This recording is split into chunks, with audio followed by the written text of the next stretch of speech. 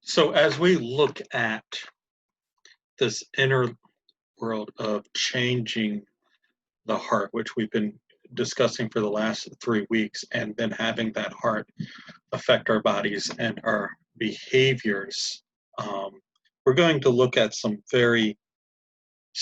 key verses here. And I'm going to pull up the PowerPoint so that we can have them in front of us. Last video, we talked in general about the Sermon on the Mount, and how Jesus quite often says, you have heard it said, don't do this, but I tell you, not only don't do that, but have your heart changed so that you're not doing that. You have heard it said, don't murder, but I tell you, don't hate, sort of things. This is one of those. Matthew 5:27 through 30. You have heard that it was said, you shall not commit adultery. But I tell you that anyone who looks on at a woman lustfully has already committed adultery with her in his heart. If your right eye causes you to stumble, gouge it out and throw it away. It is better for you to lose one part of your body than for your whole body to be thrown into hell. And if your right hand causes you to stumble, cut it off and throw it away. It is better for you to lose one part of your body than for your whole body to go into hell. Now, as we look at this, the question is, what causes you to sin? Does your eye actually cause you to sin? Can your hands cause you to sin? He's making a point here. He's being a little bit ironic. Now, our bodies can influence us to sin. Fight or flight response. If you put my life in danger, I will have an adrenaline rush. I will have amped up emotions, and it may be harder for me. Actually, it definitely is harder for me to not respond to you in anger. My fight or flight response is probably permanently set on fight. So if you set off my adrenaline, I'm going to want to respond to you in anger and fight you. Now, but still, that's my body influencing me to sin. That's not my body causing me to sin. I still have the ability to choose how I react to those stimuli or not. I can choose to sin or choose not to sin. I don't have to cut out my adrenal glands in order to avoid reacting to stimulus with anger.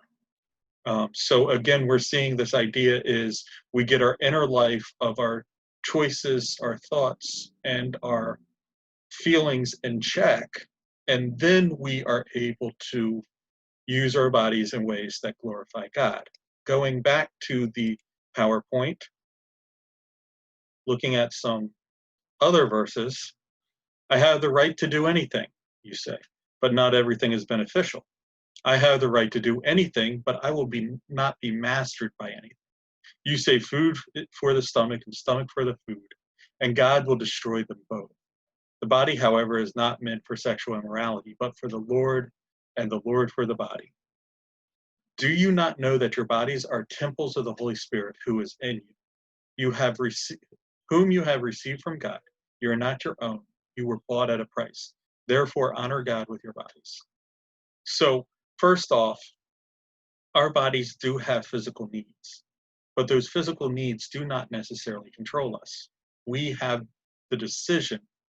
We can make the decision how we use our bodies, and the more godly our inner life is, the better we are able to use our bodies in ways that glorify God and not use them in ways that don't glorify God. Looking at some questions here. In what ways can we be controlled by our physical bodies? Again, addictions, food, cravings, sexual addictions or lusts and things like that, habits. How many of you think about brushing your teeth or just brush your teeth? Forming habits sometimes makes our body in control, and we can form these good habits or bad habits.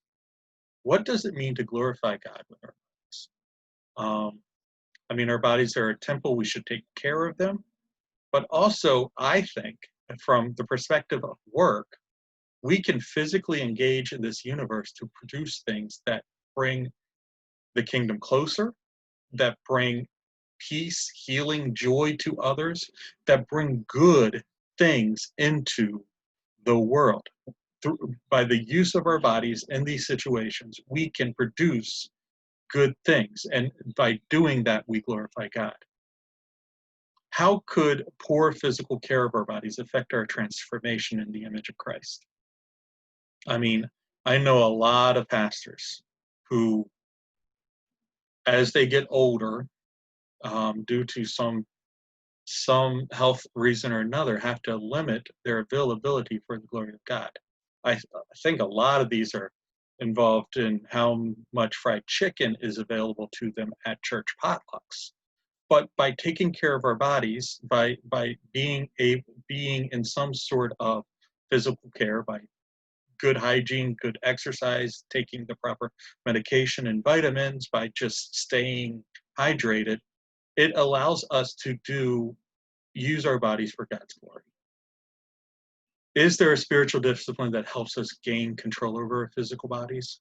You will not know how much your physical body influences your thought life until you try to fast for a little bit.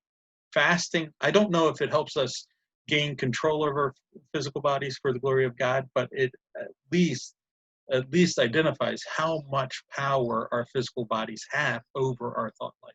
You go without food for a while for spiritual purposes, and your body will in some way yell at you in your mind and try to control your behavior. So we want to, and this is the idea, we want to use these spiritual disciplines. We want to use our will, our thoughts, our feelings, and our will again to control our bodies for the glory of God and not have our bodies control our decisions, our thoughts, and our feelings.